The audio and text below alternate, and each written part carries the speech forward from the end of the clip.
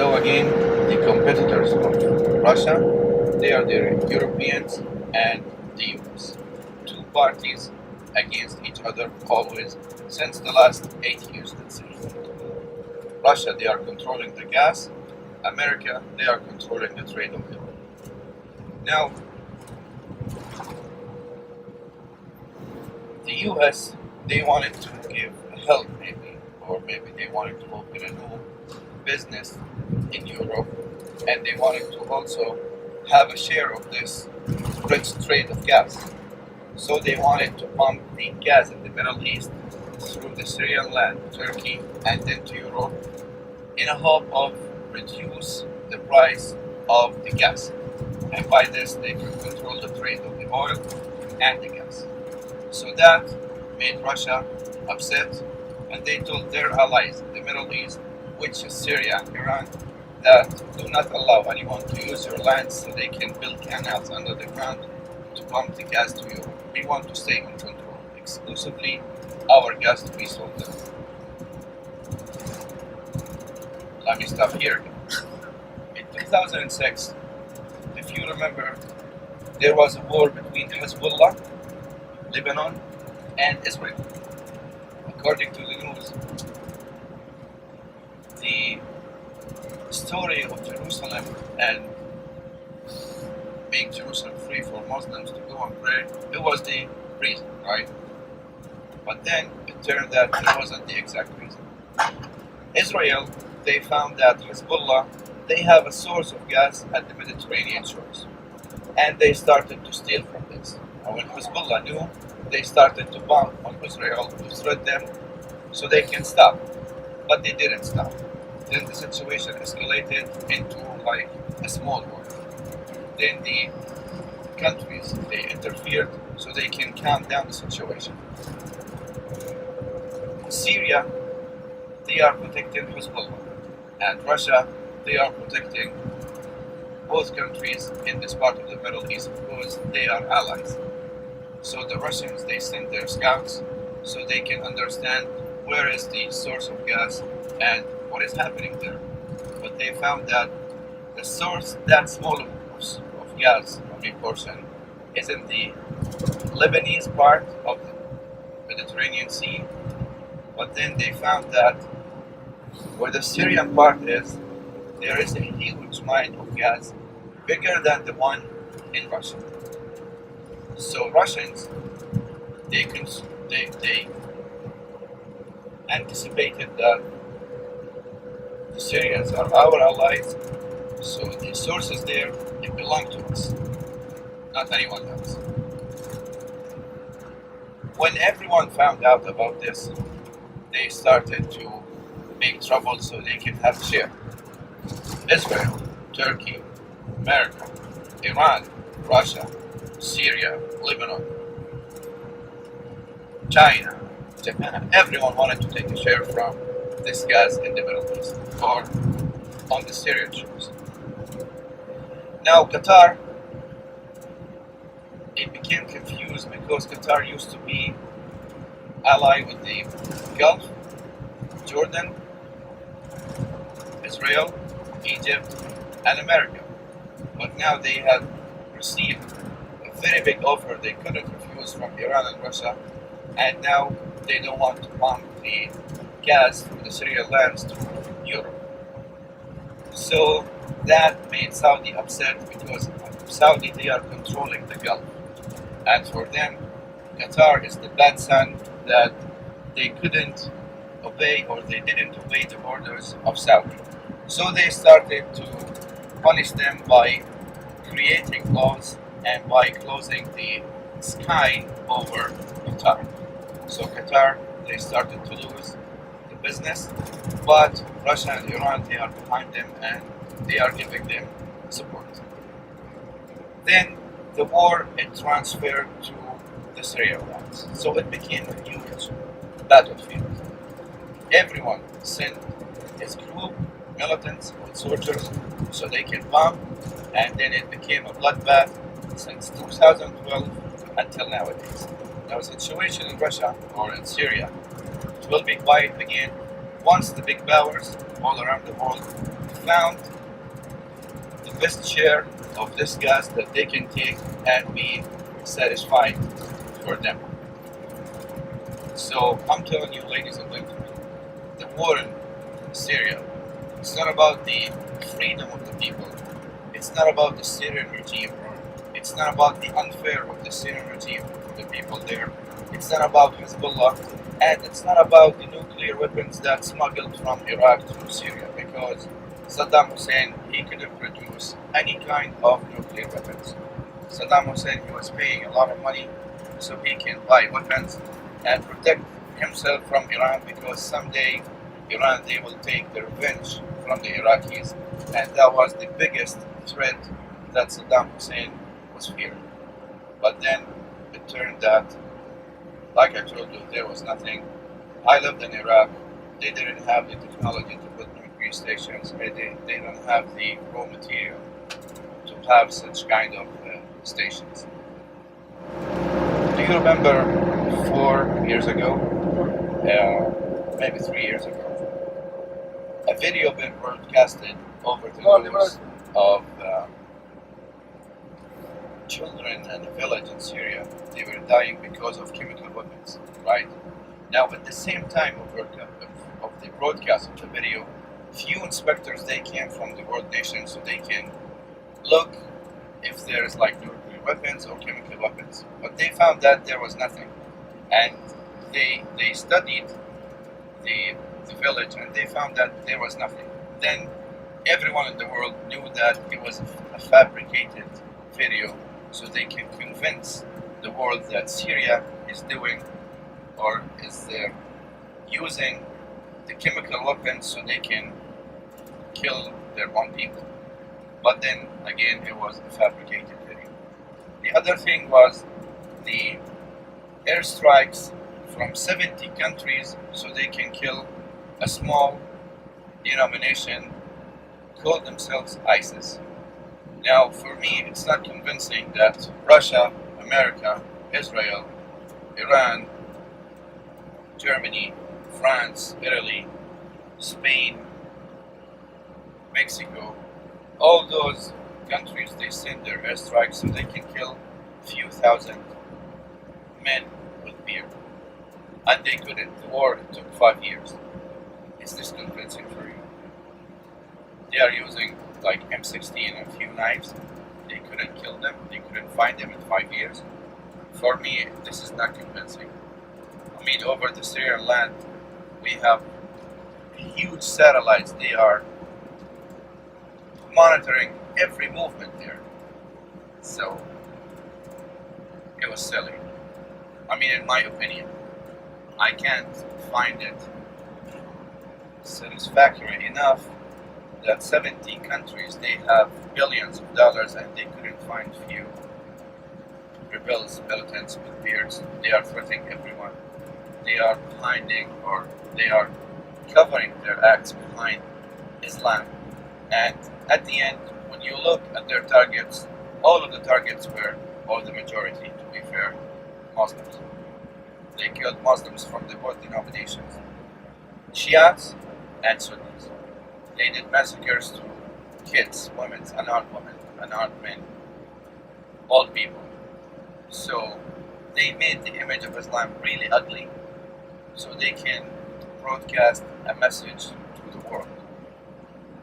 I think they succeeded because we don't have the best reputation in the world. Now everyone, they fear the Arab countries because they said maybe somebody will feel upset and pop himself in the middle of a train station. But you've been here since 3 days. Did you feel any threat here? Did anyone say anything to you? I mean, you've been to Amman, you've been to the biggest touristic sites here where it can be really a good target for the terrorists so they can come and bomb. Did you feel anything? Let's say Palestinians, they bomb themselves in the middle of a train station where Israeli innocents were there. I'm not saying it's acceptable, but you have to understand why this guy he did this. Now, when you look at his resume record, you can find that at least 50 members of his family, close friends or cousins or brothers or sisters, they died with a very cold blood. they just got shots in their heads. Like 3 weeks ago, that nurse, 21 years old, she was just helping the, the injured people, and she got a shot in her head by a sniper. Now I'm sure the sniper, by his scope, he found that she is not armed. She was wearing the white like any nurse, but he took the decision of killing her. Do you think her brother or sister, he will be having his mouth shut forever? He will take revenge. Am I right or what? So you have to understand what is the reason behind the bombing in Palestine or Israel. I mean, they have like a different story of a conflict. And by the way, few parties, they interfered in this so they can generate some money. For example, I'm not defending Hamas. Maybe it was like an organized army so they can defend the Israeli attacks, but I am totally against killing the innocents. And Hamas and the Palestinians, they have nothing other than the rocks, but now they have weapons. We have no factories to manufacture any kind of gun or a rifle in the Arab world. So we got the weapons from Europe, from America, ladies and gentlemen. So how did those guys get the weapons? I'm sure there's a middleman. He finished the deal.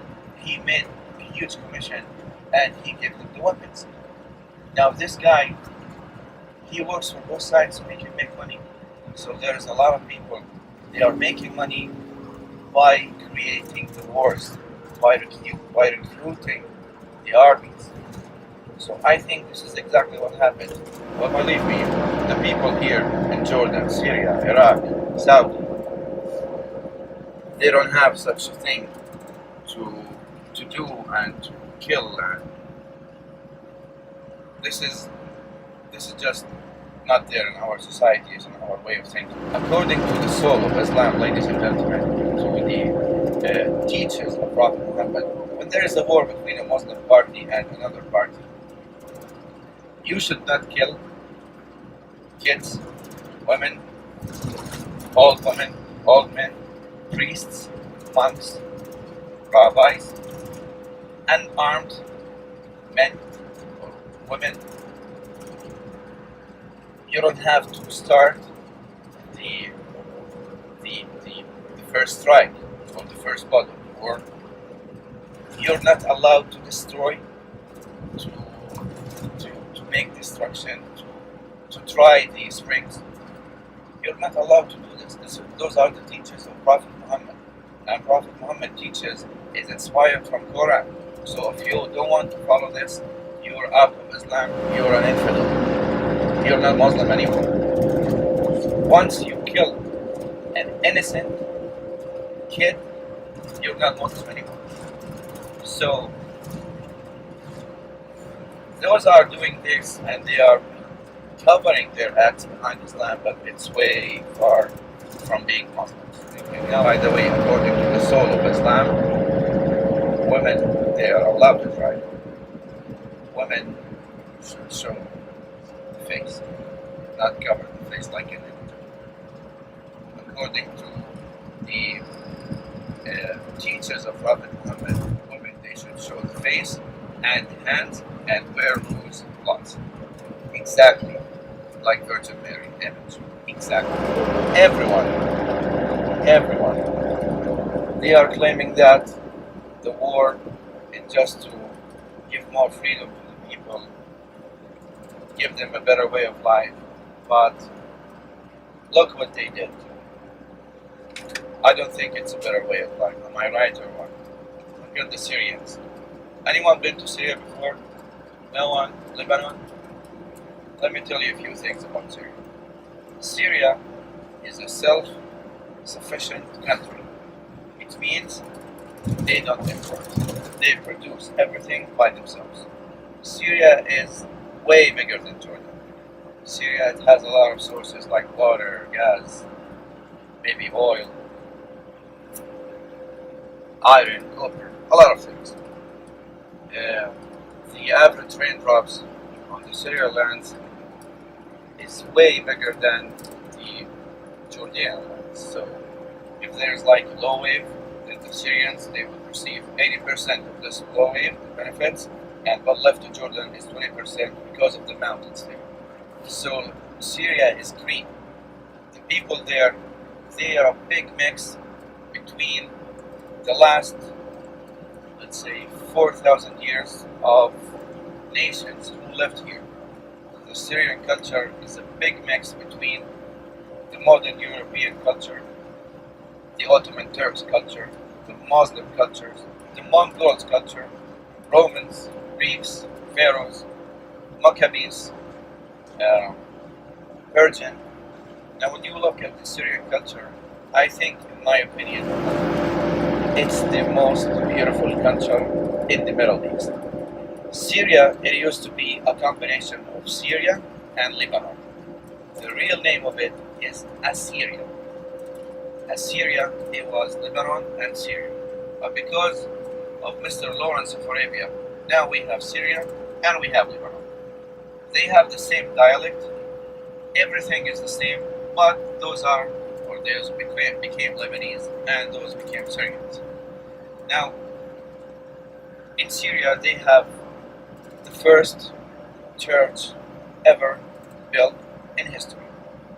Jesus himself, he didn't build any church in Jerusalem or Bethlehem because the Christians, they were persecuted enough so they can leave this place to a far place and build a church. That church, it was in Syria, not in Jordan. In Syria, they have Greek-Roman antiquities, Assyrian antiquities, Chaldeans, Akkadian antiquities. You know, even the pharaohs, they left things in Syria, the Persians, the Babylonians. So it's an accumulation of at least 20 different nations since 5,000 years ago until nowadays. The people, they are very humble, very nice, very quiet. You know, the most beautiful Arabic beauty in the 22 countries, they were the Syrians. There is like a land between Turkey, Iraq, and Syria, Turkmenistan. The features there matches the Shiraz features, the Iranian features, the big eyes, round face, long and silky hair. So the people, I'm telling you, they were nice. But unfortunately, this is what happened. And I think, in my opinion, the refugees here in Jordan, they won't go back. And the map, the Middle East, it will be different in the next 10 years. Because now, the Palestinians, they will be forced to move to Sinai.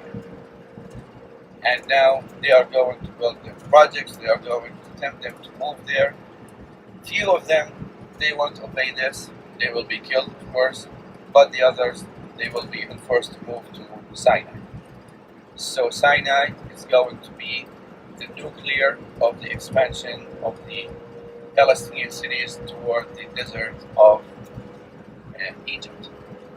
So then the map of the Middle East will be completely different.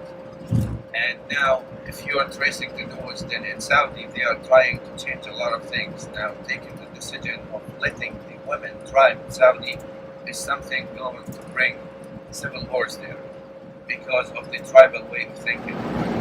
Any questions? Questions? Questions? Questions? Yes, sir. Syrian refugees, so many of them are trying to get away. What do you think is the main reason for them Get away from Syria? from Syria. Because of refugees. Could you repeat the question? A lot of refugees, they try to get away from Syria. Why? If there is airstrikes over your home, what would you do? Get away, right? That's what they did. It's not safe to stay there. And, you know, when you hear that once you cross the border, there's someone who would open his arm to welcome you, then they would go to them. Now, Syria is big. But they couldn't move from a city to another because in that city there's no one to welcome them. So that's why they found the borders as the safest exit, so they can find safety or peace. Unfortunately,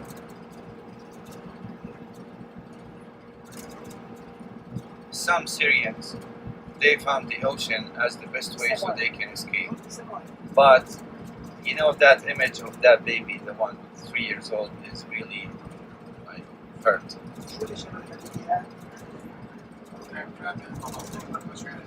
Do you have an idea what his mom felt when she convinced him that it's safe, we gotta take the boat so we can cross to Greece? Or now I'm sure she knew that the percentage of reaching there, it will exceed 5%. But she said maybe the 5% here is a hope to stay alive instead of staying there and getting killed. So maybe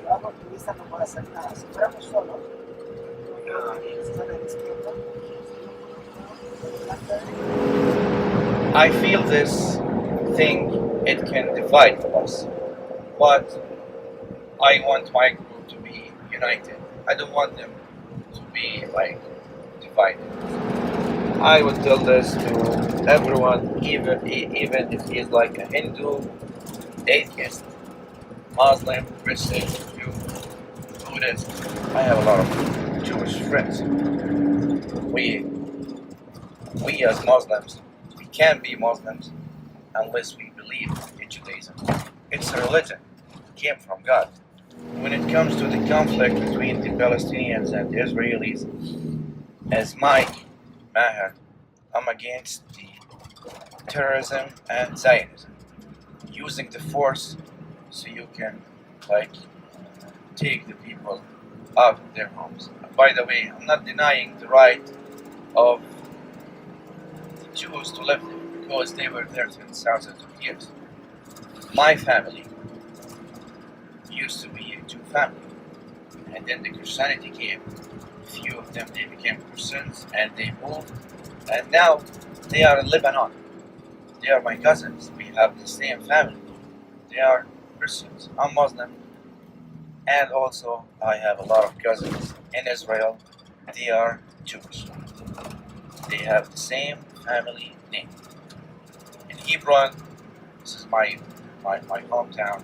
My grandma, she told me that a few rabbis, they lived there, and there was nothing, no problem, tolerance, but things got escalated, and there's always someone smart behind making conflict so he can make some money.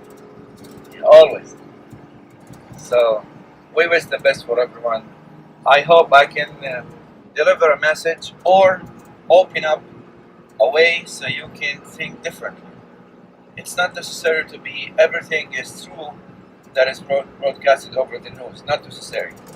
Sometimes, or they don't give you the information of the safe landing of all the aircraft in the world, but they are telling you how many bad landing happened that caused crash and accidents. So sometimes they just focus on the bad things that can escalate the situations between the people. So I would blame the news. Yeah, I would blame the news. Yeah, in our, let's say, country, we think that for example, I'm sorry, in America, the black people, all of them, they are drug dealers and they are killing each other, they are shooting the whites. But, I have a family live there. But they told me, no, it's not like this in the US. I mean, some neighborhoods, it can be really dangerous after 9. But, it's like less than 5% of the country, and the country is huge, massive, like a continent. So you don't have to look at the 5% so you can come up with a stereotype and accuse a full society or a whole society that all of them, they are drug dealers or drugs addicts or gun dealers, but they are not. In every nation there is the good there's the bad. Yeah. I'm sorry for this, but maybe we are going to find different things, and we can break the theory of treating this place as a graveyard. No one knows. So, Do I have your permission to post this publicly? of course, by the way, I got a rejection 9 times from the American embassy here. I think by this video, I will be blacklisted forever. No, It's okay, that's fine. I don't want No that. problem. Now I can really understand the difference between the American policy or government and the American people. The best friend that I have in the world, they are Americans. The best or the most policy that I hate is the American policy. This is like different things. I hope peace for the people there in Syria or any other place. And hopefully now those big powers in the world, they would give more attention at the people who need the real freedom and make America great again. Good for us because it's not quiet in this area, Yeah. and this can impact what is going here. Yeah, but at least you have a buffer here. Yeah, but this is not enough. We are more than 100 people surrounded. And we are holy. And that's where you stand. And something is very, very important. We've been having maybe 5 or 6 wars. We cannot afford to lose. If we lose one time, we are losing the whole time. As simple as it sounds, you know. But Iran is the most dangerous party here. They're developing the atomic bomb. Here's some more, So but you know what you should do. Right? But that's why we are, Uncle Tom is countering us, and we will have together with that because we have to be the best. That's why 2/4 of our budget, or more, maybe more, is going for security. But we always have to be very strong with the best missiles, with the best aircraft, with the best airplanes, with the best. And thanks God we have America. Nation. When the first time we came to Egypt, we cannot come and we make a big speech. If you remember the big speech in Egypt, and after that you heard what happened, all the Arab Springs, and all President Mubarak go down, Tunisia go down, Envida, Gaddafi, everybody was there. All the Arab countries just fell down. He wanted to change the attitude to be a democracy. You cannot put democracy in Arab countries. Never.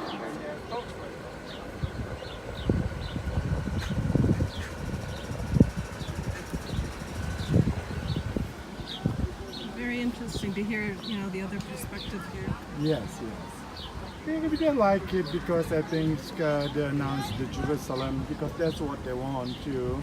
I think that's the correct thing to do. When he said that about the bombing, like, I don't hear it now. Do you hear it still? Yeah. I was trying to get that recorded. I want to show this to my students when I go back.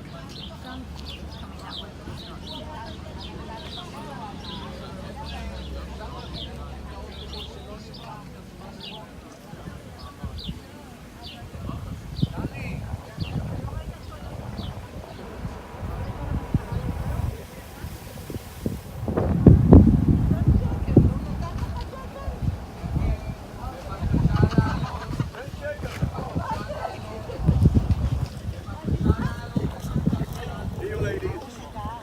Cafeteria. It's very sweet and very tasty.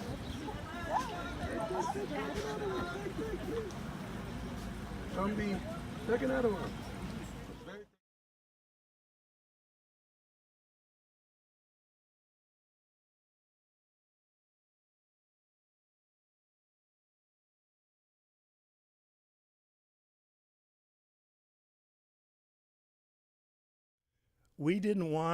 Our government didn't want us to know that we had hired so many Nazi war criminals. These are nasty people. These are the ones that threw babies in the air and shot them, dropped kids in wells and put grenades in, were ordered to and would shoot people in front of trenches. a half hour at a time because they got tired. Then they were replaced and other people took their places. Not nice people. We had stockpiled mustard gas to use during World War II if attacked by the Germans. But it's worse than that from given what's happening in Syria today. We had a plan to use the mustard gas offensively against Japan to end the war. We never used it because we had a better plan. That's atomic. And it was a better weapon of mass destruction and much more deadly. Well, the United States was not just interested in mustard gas. Somewhere along the line, we learned that the Germans developed a new gas called nerve gas. Several brands, 3 of them, 2 names come to mind. Sarin, which is what Syria was accused of using, and Tabun, T-A-B-U-N, and the third one I can't remember. So here's what we did. Before the war was over, about a year and a half, we had our eyes on German materiel. We wanted to get their tanks, their airplanes, their torpedoes, their submarines as spoils of war to help us. But we also wanted other things. And one of the categories was chemicals. We developed a black list. It's called the Black List. And on that black list, we listed all of the targets in Western Europe that we wanted to raid for spoils of war. Our argument was Germany forced America to spend billions of dollars, all of these lives. They owe us. They don't have any money. The mark wasn't worth piddle. So we take whatever we can get, their scientists, their information, their knowledge, their patents, their research, and their prototypes of everything. So somewhere along the line, we found out that they had nerve gas. And through our interviewing, we learned who they were. Who were the scientists that developed it? And we put them on our black list. I found it. And here it is. This is the second location for German scientists, hit list. And on that list, I found 23 chemical warfare experts and biological warfare experts. Very simple. For example, Professor Rudolf Geiger, chemical warfare. Dr. Georg Glupe, chemical warfare. Dr. Eduard Riem, biological chemist. Dr. Gerhard Schramm, biological warfare. We wanted these guys on our side. So, the big enchilada in the group was a guy called Otto Ambros, A-M-B-R-O-S. Otto worked for IG Farben, the big chemical, there's the Dow Chemical of Germany, and he was a director, and he wasn't just a little scientist down here. IB Farben, of course, developed the Zyklon B gas used in the gas chambers when the Germans weaned themselves off of carbon monoxide as a killing agent. He also conducted and designed the experiments, nerve gas experiments on Auschwitz prisoners, the protocol. He also found a site and helped develop a factory to produce nerve gas next to Auschwitz using Auschwitz prisoners as slave laborers under horrendous conditions. He was not a nice man. So what happened next? Well, we found 10 tons of nerve gas, and we brought it to the United States, and we brought it to Edgewood Arsenal, where the mustard gas experiments began. I'm around 1950 now. We didn't know the first thing about it. So what did we do? We found a half a dozen chemists and biological and chemical warfare experts in Germany and brought them here. They switched from mustard gas to nerve gas, and they hit at least 8,000 Americans, soldiers with that. I find it very, very fascinating that we began experiments on mustard gas around 1951 at Edgewood down the street here. In 1951, we sprung him from jail. Well, what happened after we sprung him from jail? Well, you know what happened. We hired him. And so did Grace Chemical Company. And so did Dow hire him. But what's really suspicious here is there were any number of people on that list who were freed from jail and were immediately hired by us. So we experimented until the 1990s using over 200 different kinds of chemicals. Both the GAO and VA investigated this, and both of them came to the same conclusion. We experimented on several 100,000 Americans, beginning with mustard gas and ending up with ingesting plutonium on orphans and prisoners and poor pregnant mothers and so forth. This is a sad chapter in our history. During the course of this period, we as a nation, perhaps we didn't realize it, or those who we voted in office did it, or those not voted in office, we broke immigration law, we broke privacy laws, we committed murder, and we did massive obstruction of Holocaust justice. Absolutely. Question is whether Nazi collaborators were among the immigrants who came to the United States. Absolutely.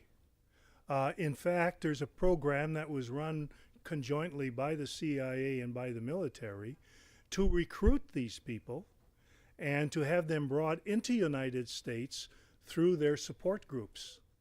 Writers before me have said there are 1,000 to 10,000 former Nazi and Nazi collaborators in the United States. I made a close head count, the closest one I could come up with, and I came up with between 3,000 and 5,000 former Nazi and Nazi collaborators were in America. Some of them were brought here, majority were brought here through Operation Paperclip. They were scientists, etc. And they were also brought here by the State Department as propagandists and consultants. How does what I described differ from so many other things that we've done? Well, first of all, there's nothing that compares to Holocaust. Don't forget, 6 million Jews died, yes, but probably 10 million Soviets. 30 million people died as a result of Hitler's war. So there's nothing to compare to this kind of cold, calculated criminal activity. And history repeats itself. Why? Because we're dumb. We don't pay attention to it. We don't listen to it. We don't learn from it. We don't watch.